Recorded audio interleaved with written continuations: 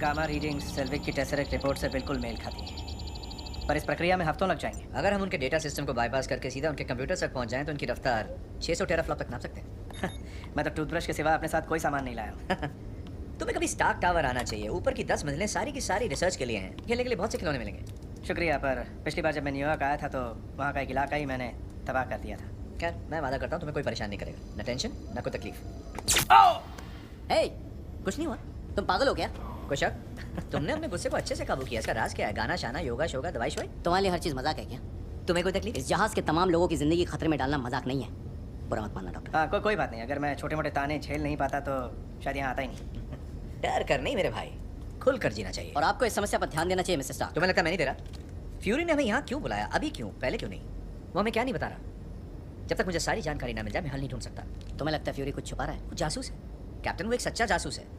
उसके राज के भी राज होते हैं। ये बात तो इसको भी परेशान कर रही है ना? मुझे अपना काम खत्म करना है और यहाँ से कभी ना खत्म होने वाली ऊर्जा का जरिया।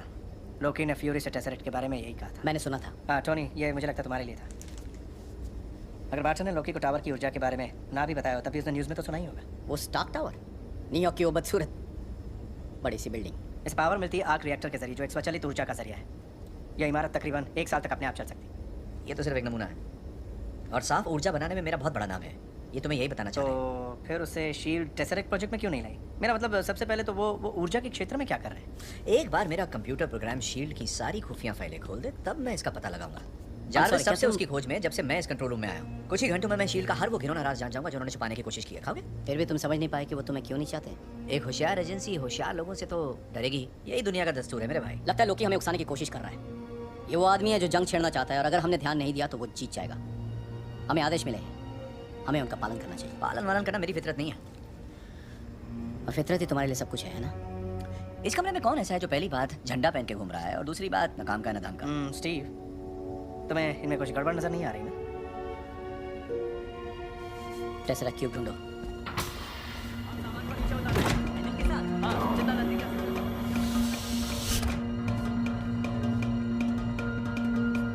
ये वो बंदा है जिसके बारे में मेरे डैड बात करते नहीं थकते थे। सोचता हूँ इसे बर्फ से निकालना ही नहीं चाहिए था।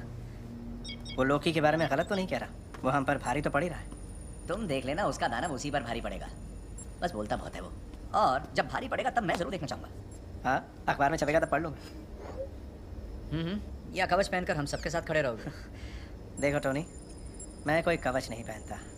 मैं तो एक जख्म की तरह हूँ, एकदम खुला, जैसे डरावना सपना। पता है, फटे हुए बम गोले के पहने टुकड़े हर पल मेरे सीने में रेंगने की कोशिश कर रहे हैं। ये उसे रोकता है, ये छोटा सा रोशनी का गोला। अब ये सिर्फ कवच का ही नहीं, मेरा भी एक हिस्सा है। ये एक खतरनाक नेमत की तरह है। पर तुम इसे काबू कर सकते हो, क्योंकि मैंने सीख लिया है। दोनों में फ़र्क है। मैंने तुम्हारे एक्सीडेंट के बारे में पढ़ा था। इतनी ज़्यादा गामा किरणों से तुम बच कैसे गए? तो तुम कह रहे हो कि हल्क यानी मेरी दूसरी शख्सियत ने मेरी जान बचा ली? ये अच्छा है, अच्छा ख्याल है। बचाई पर किस लिए? हम पता लगा लेंगे। तुम्हें शायद ये अच्छा ना लगे, पर शायद तुम्हें लगे।